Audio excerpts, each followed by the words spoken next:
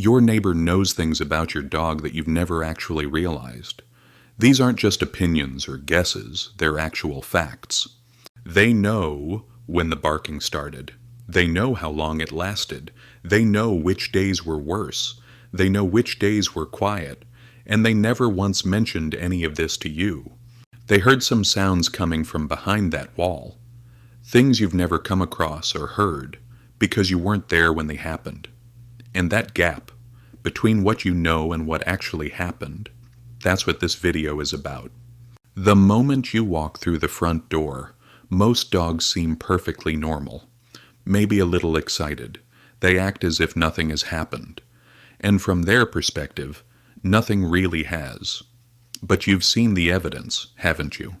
The couch cushion on the floor, the corner of the rug that wasn't like that this morning, the scratches on the cabinet that definitely weren't there last week, the dog's unnervingly quiet stillness, as if it sensed something was off.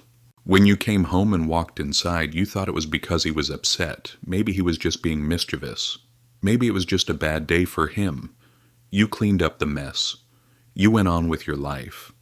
You told yourself it wouldn't happen again, because from where you stand you can only see half the picture, second by second, heartbeat by heartbeat, and those moments captured by the cameras, one of the most striking findings in the history of animal psychology, and it begins before you even close the door.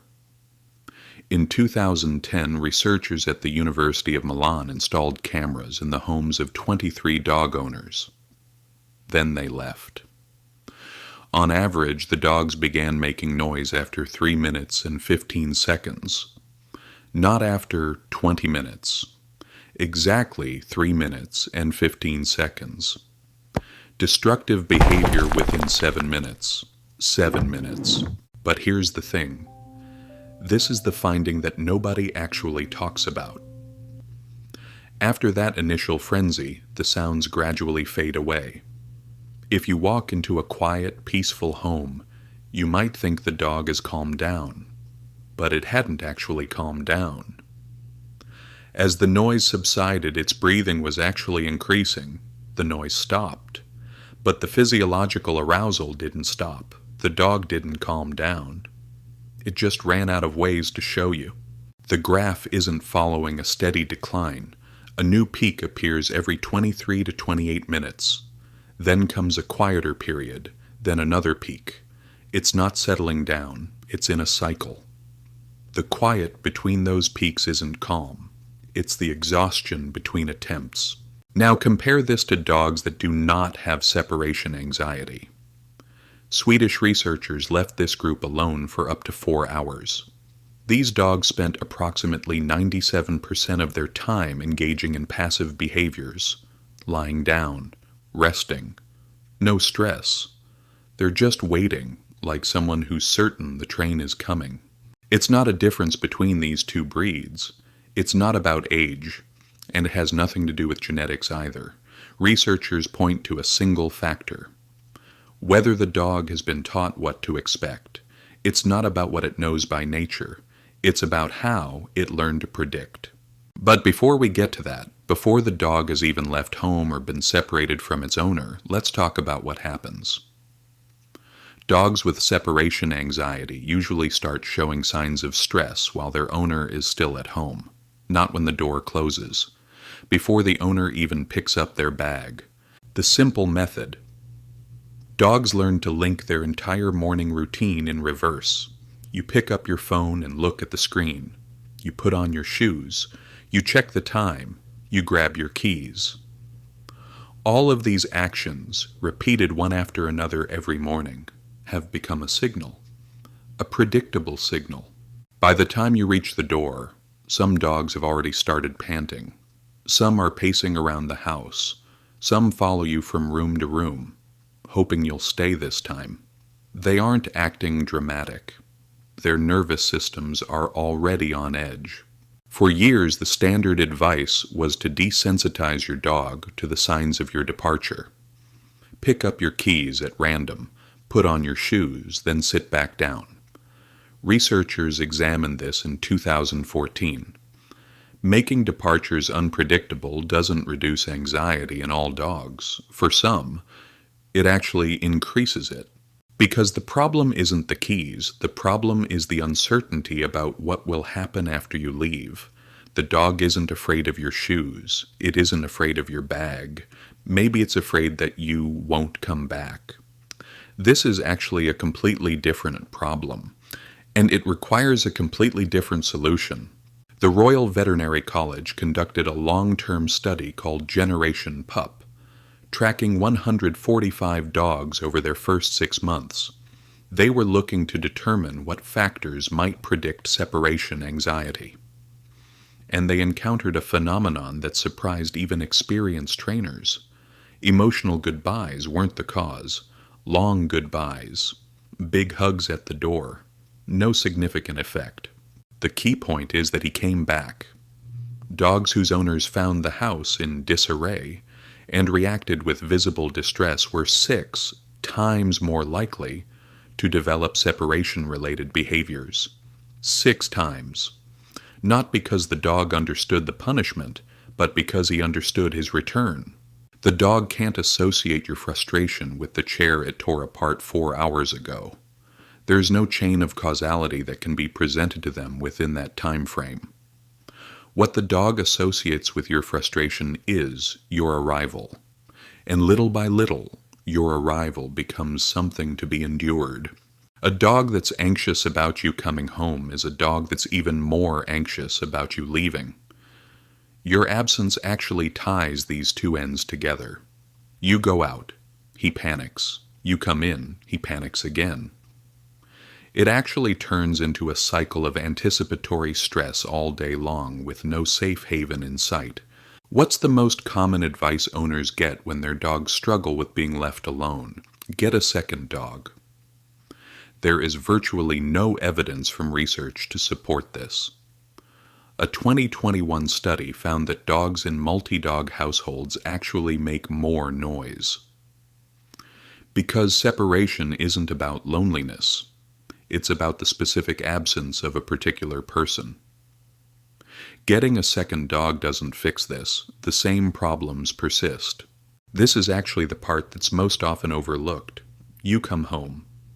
The house is intact. No mess. No damage. Your dog lifts its head off the couch and looks at you as if nothing had happened. You assume everything is fine, but you're wrong. In the 1960s, Martin Seligman of the University of Pennsylvania conducted several experiments that would lay the foundation for a new field of psychology. Dogs were subjected to inescapable electric shocks.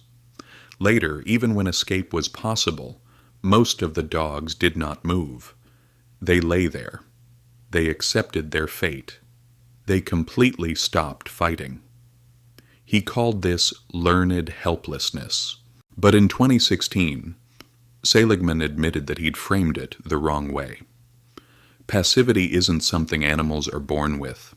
Passivity is the brain's default state when under prolonged stress. It is a state that must be actively constructed, a belief that one's behavior can change the situation.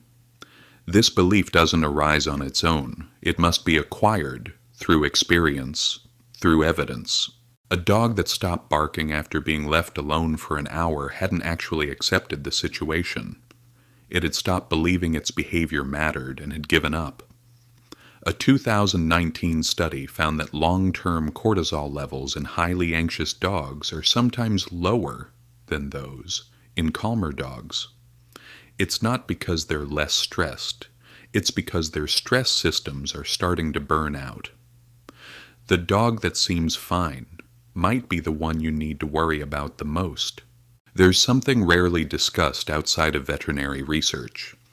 In 2019, a team from Linköping University in Sweden measured long-term cortisol levels in 58 dog owner pairs, not a cortisol spike from a single stressful moment, a slow hormonal buildup lasting weeks and months. The levels were synchronized. Stressed owner, stressed dog, calm owner, calm dog. When researchers examined the direction of this relationship, which one was influencing the other, The answer was actually clear. The owner's cortisol levels predicted the dog's, not the other way around.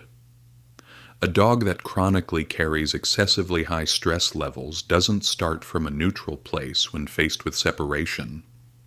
It starts from a deficit. The 8 hours you spend away don't occur in isolation. They occur on top of everything that's already built up. The product industry surrounding separation anxiety is massive.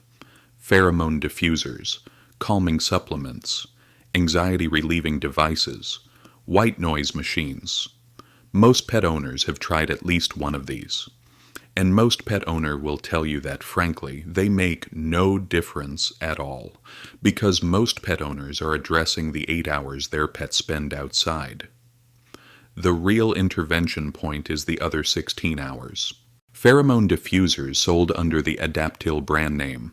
Even in the most rigorous placebo-controlled studies, no significant improvement was observed in barking, scratching, or heart rate. A TV screen left on. It didn't produce a measurable effect compared to silence. Puzzle toys? When the food runs out, the dog realizes you're gone, and the real reaction begins. The key to success is gradual exposure. It's not about leaving them outside for 5 minutes and hoping for the best. Start with seconds. Walk step by step toward the door, then go back inside. Hold the door handle, then go back inside. Open the door a centimeter, then go back inside.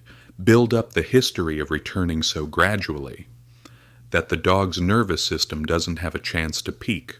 It feels almost unnecessarily slow.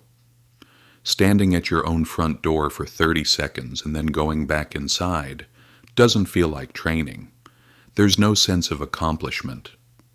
But what you're doing isn't about teaching obedience at all. You're not teaching him to sit. You're not teaching him to stay. You're teaching his nervous system a single fundamental truth.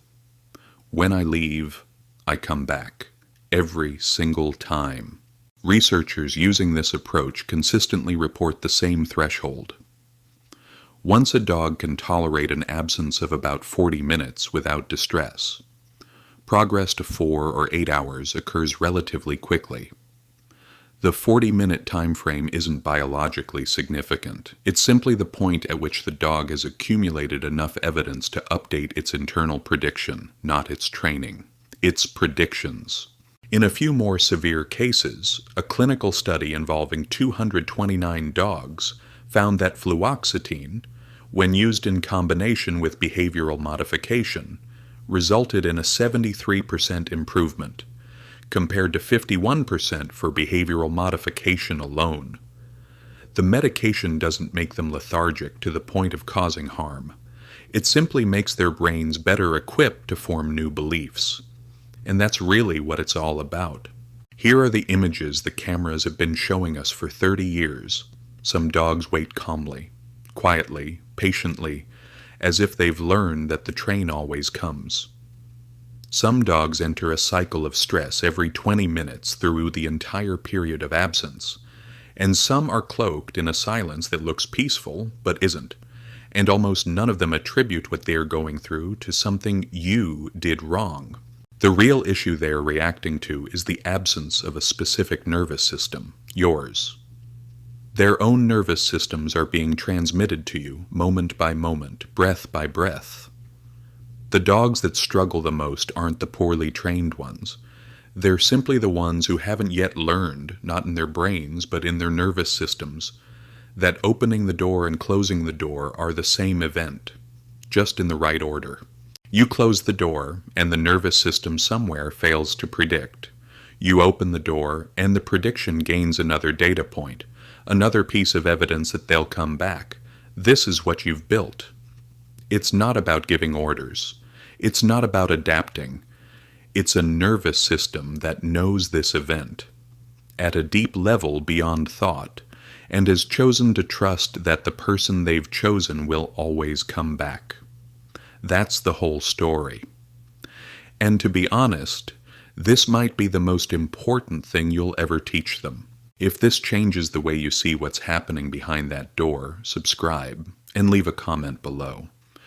Is your dog showing signs even before you've picked up the keys? I want to know. Because what you just learned isn't just about separation anxiety. It's about what it means to be the person they've decided to trust completely. And in the next video, the findings are far stranger than you'd expect.